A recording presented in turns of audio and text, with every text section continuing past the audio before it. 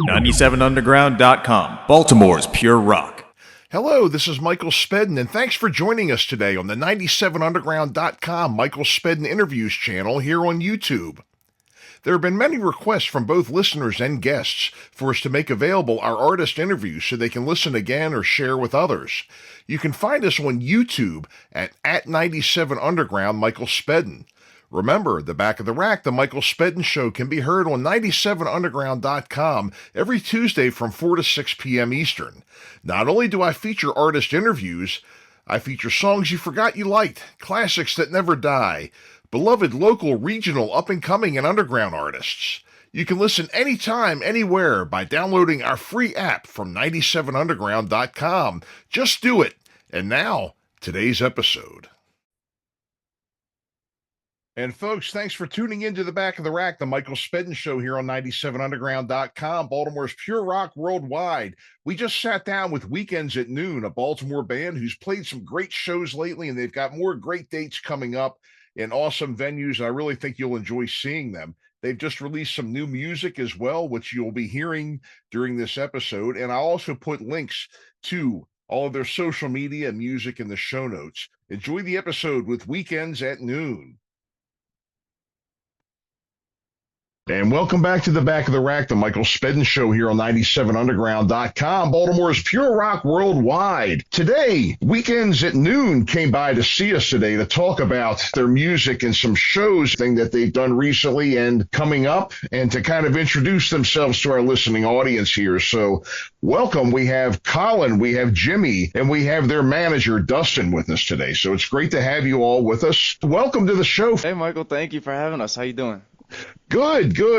You know, this is like deja vu for some reason. I can't understand why, but it's great to have you all with us today. And so I understand you've been up to a lot of really interesting and exciting things. You know, you've had some great shows lately. You've got some new material out, some good songs and everything. And where to start? I know that you had done Skull House Rock was the name of the event, wasn't it?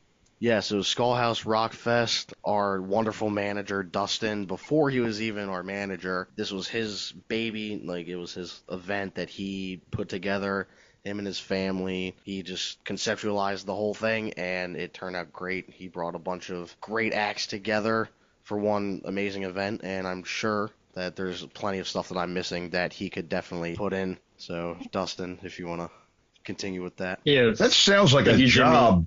Putting a show like that together. Tell us how you did this year. That's interesting. You know, I mean, I bet it was like, I bet you probably pulled half your hair out and you was like herding cats, huh? Yeah. Thank you guys. Especially, like it was a lot. There's a lot of logistical issues, especially toward almost day show. There's a lot of permits and forms you have to get filled out, especially bringing in tattoo artists. Department's a big thing, especially in the city. There are some different rules you got to follow that you don't have to follow in the county. And there's a whole bunch of different things, but the easiest part was getting the bands. You know, they're just like, oh yeah, we have that date available, you can come in.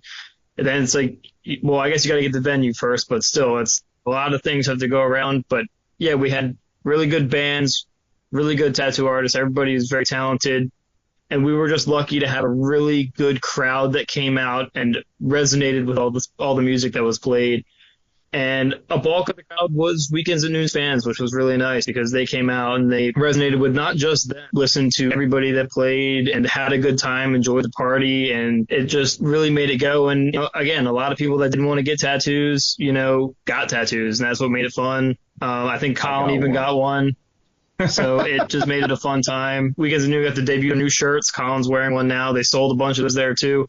So it was just a great time. And again, logistics are hell, but easier is putting on these small shows that we play. But hey, you know, I mean, a show with live bands, get tattooed while you're listening to the band, you know, I mean, that's a great idea right there. What else could you want? You know, it's kind of reminds me of a much heavier duty version of ladies at the spa getting their feet done, listening to those little water fountains in the background and everything. But this, you have heavy bands playing. This is Ram's Head, for crying out loud, you know. Amazing. What an idea. And I'm glad to hear that went well. Are you planning on doing any more events like that? I would certainly hope to. I would love to. And now that we have year one done, I have some data that I can go over and hopefully send out and get like what we call sponsorships and maybe some more companies involved to help us with logistical things. And maybe just moving to another venue. Sure. It's not, just a bigger space, something that we can get maybe one floor to make it easier for the tattoo artists.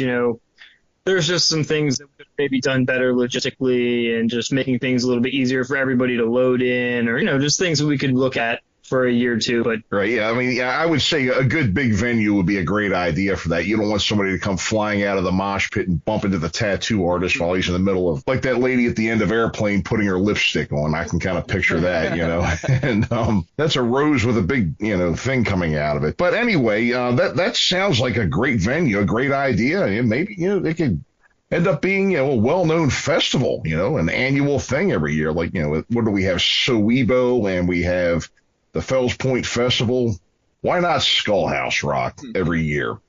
Getting bigger and bigger and bigger, become a tradition. Well, that's wonderful to hear that this went well. And I hear you've got a couple of other shows coming up at some pretty storied Baltimore clubs. You had mentioned the 8x10 when we were talking a little bit earlier. Tell us about this show. I mean, that club's been around forever. It really has a great history. I bet you're excited about playing there, huh?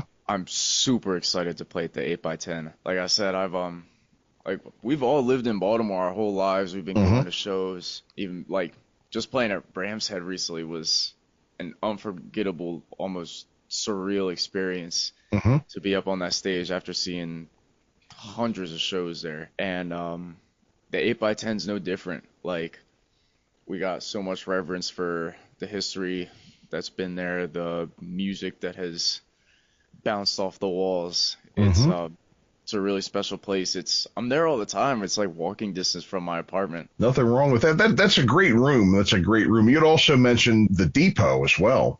Yeah, the Depot, it's like a variety show, I think. I can speak a little bit on that. So we played the Metro Gallery back in May, and we were direct support for TX2, which was the first show that Dustin actually got us as our manager. And the opening act was a guy named Dre Thompson. He's a local rap artist, and after the show was said and done, he had hit us up and was like, "Hey, we got this variety show for the Hazmat Kids tour.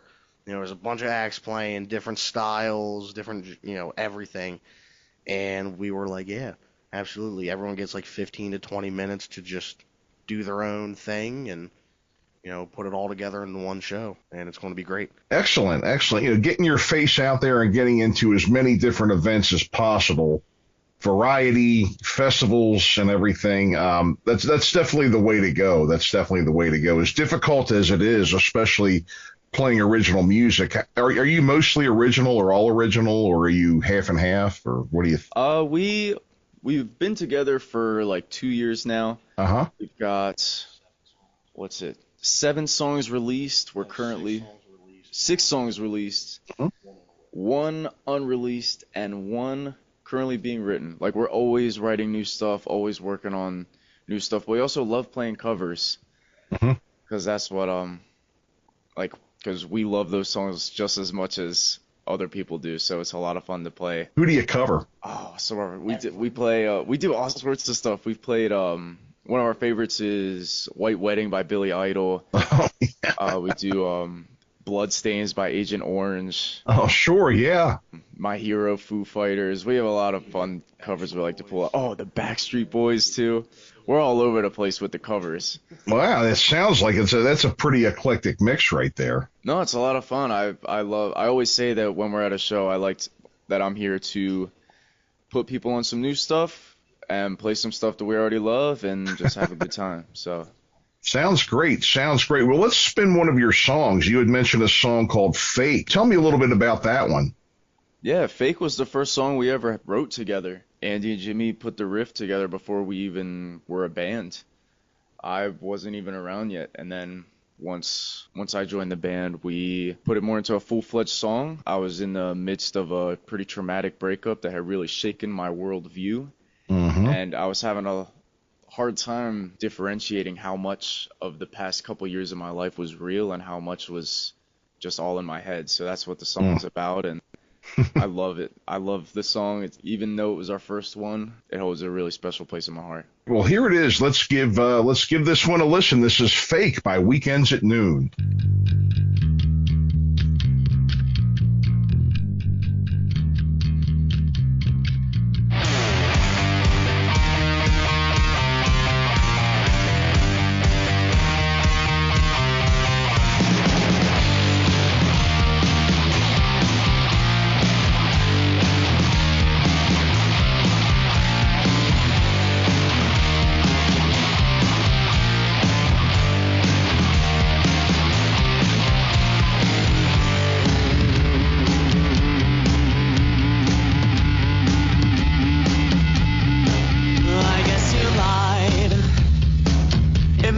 That it was such a surprise, wasting both our time. Only 2 weeks to replace me, oh why? Your heart was fake, my love was real. Was this a dream? You're no big deal.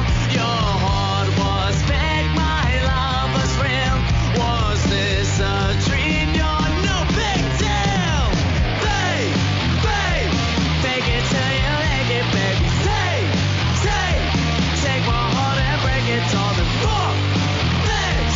Better off without the pressure. Fake, your love is not worth the effort.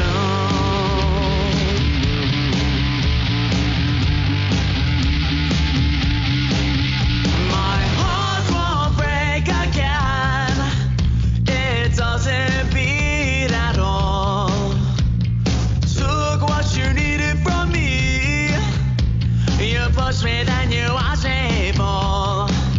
Your heart was fake, my love was real. Was this a dream? You're no big deal.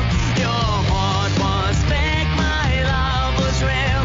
Was this a dream? You're no big deal. Fake, fake it till you make it, baby. Take my heart and break it all the fuck this. Better off without the pressure. Fake, your love is not worth the effort. I just returned your ring. I wasn't just a fling. You tried to kill me and you lost.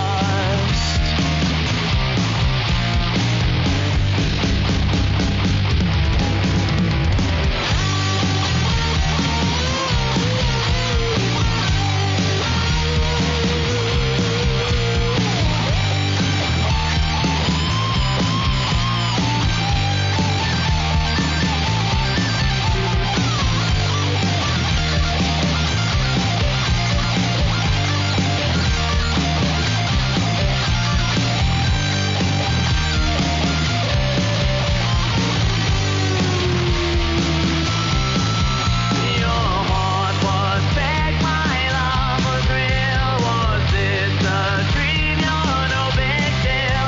Your heart was fake, my love was real. Was this a dream? You're no big deal. Fake it till you make it, baby. Take my heart and break it all the fuck this. Better off without the pressure. Your love is not worth the effort. Fake it till you make it, baby. Take my heart and break it all apart. You better off without the pressure. Your love is not worth the effort.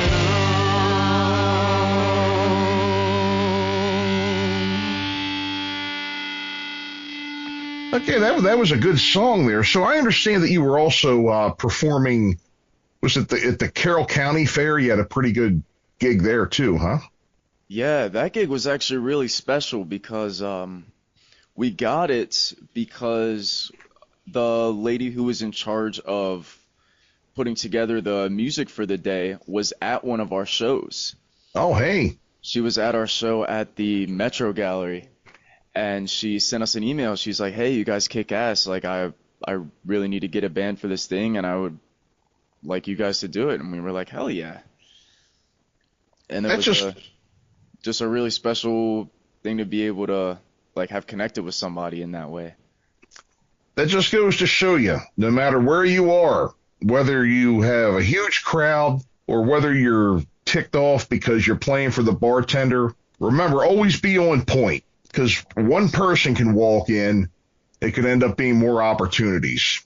That's right. We have fun just playing in our little shed, so Well, it's great that it's enjoyable. There's nothing worse when you're doing it, though, when it starts to become work, you know? yeah. Yep. So your recordings now, you said you have 6 songs that are out and a couple more that are just about ready. You're still kind of working on. Have you released the 6 as an album, or are you what a lot of people are doing now is kind of releasing a single at a time. Is that your approach too, or are you doing it as an album? So our first song, Fake, that we just played was our first single, and then we ended up putting the next 2 songs we recorded with Fake on a 3-track EP. Oh, okay. And then the next group of songs we did was also on a 3-track EP that was really like cohesive and written together as a 3-track EP. Oh, sure. 'Cause I really like that format, especially with our like local size. Yeah. Like it's a lot easier for me to like send something to my friends and be like, "Hey, listen to this 10-minute 3 songs, or listen to this one song I did," rather than listen to me for an hour. You know what I mean? Right. Well, you know something, I really think, a lot of people that I've interviewed on here, I've had, I think I've done close to 30 interviews so far in just the year that I've had this show. And the approach a lot of them are starting to take is just releasing a single at a time, maybe having a full album eventually, once you get enough singles out. But the thing is that, I mean, how many times when you've bought an album, you listen to a couple, a lot of people do, they listen to a couple of songs, they listen to a few of the hits, they may get a couple of other ones in there, but they don't always play it all the way through. This way, you're getting attention to every one of the tracks that you're putting out there. And I think it also kind of makes the band step up a bit, because, I mean, how many bands out there, how many albums have you heard where these songs are just filler material? They're just there to kind of put a track on a record. You never hear it. You never hear from it again. So, but what do you think of that? I like, the 3-track EP format because, like Colin said, it's easier to hand out 10 minutes worth of music and be like, here, like, check out each individual song for what they are, but also for how they're written together. And it just gives each song an opportunity to shine. Whereas you said, if you have a 8-song, 9-song, 10-song album, there's a lot of filler. Not every song is, and it's not the case for every band, but not every song I feel is put in with 100% effort. Sure. I think it's just like especially once you start getting bigger and people want more from you, it's just like here, let's put this out. Here, let's put this out. And I think that's just one of the things that I like about what we do, because we're, it's just easier to get people to listen to our stuff. Yeah, it is. It grabs people's attention a little bit more, again, it makes people, I think, even a little more willing to give it a listen. It's only 3 instead of like, oh, geez, I got to sit through all these 10 songs, or whatever it is, 3 songs at a time. I really think it's a good way to go. Yeah. Personally, as a songwriter, I love the album format. I just don't think we're ready for that yet. Right. It's always been a dream of mine to put together a full, like, cohesive experience, and I would, like, that's my eventual goal. But for now, I'm having so much fun with these 3-track EPs. And recording music costs money. Yes, it does. Well, believe me, you don't have to tell me. You don't have to tell me. Well, another thing too is that the more small releases that you have, the more excuse you have for CD release parties, right? Yeah. Oh yeah. You know, hey, you're looking for a reason to have a party. Hey, CD, another one. All right, here we go, right? Yeah, where do you record? Who does your recording? Our buddy Toby at Bloomhouse. Toby to go. Toby is, once again, calling back to my brother.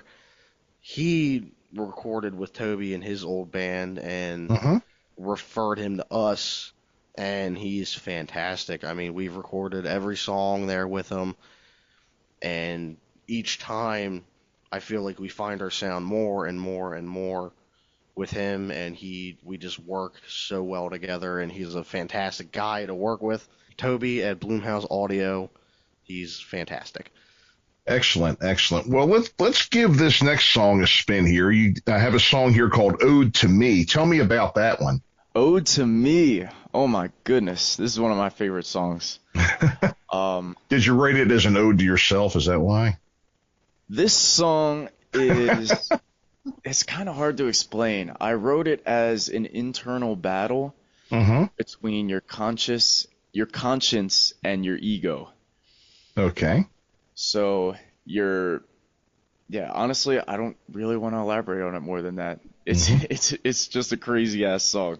Right. Well, let's give it a spin. This is "Ode to Me" by Weekends at Noon.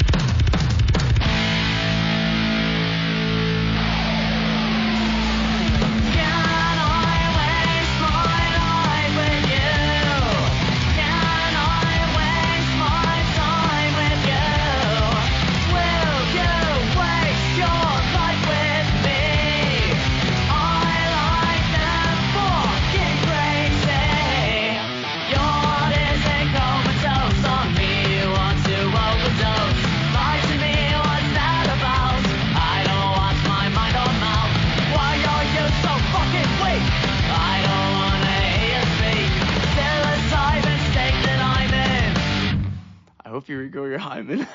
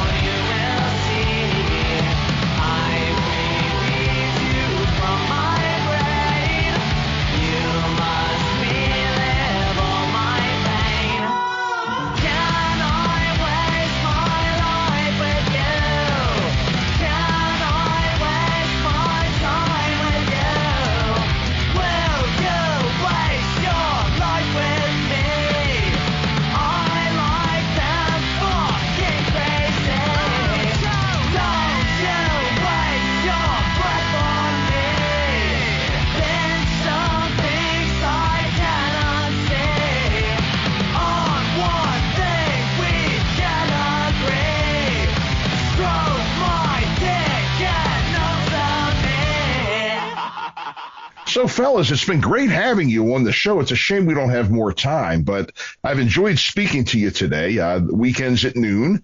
So let's hear about your, this is the time that you have for your shameless self-promotion here. You can tell us about the shows you have coming up, anywhere you want to find out about Weekends at Noon. This is the time to speak now or forever hold your peace. So go for it. Well, we have 2 shows coming up in August. We have August 18th at the Depot.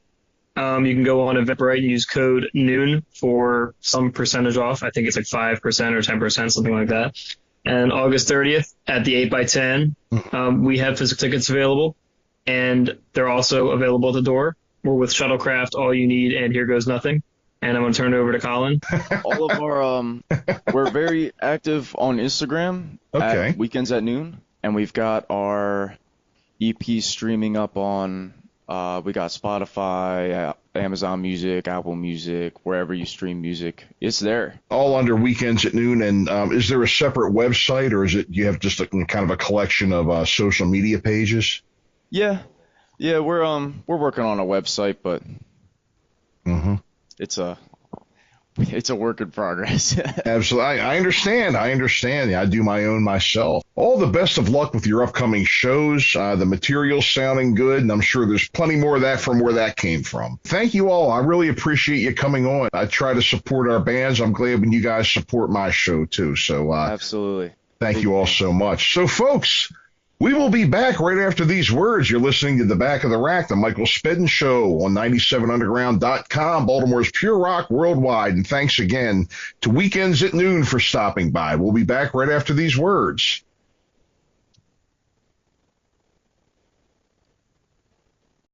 And thanks again for listening to 97 Underground, the Michael Spedden interviews, and we hope you enjoyed today's show. Remember, download the free app from 97underground.com so you can listen to us wherever you go.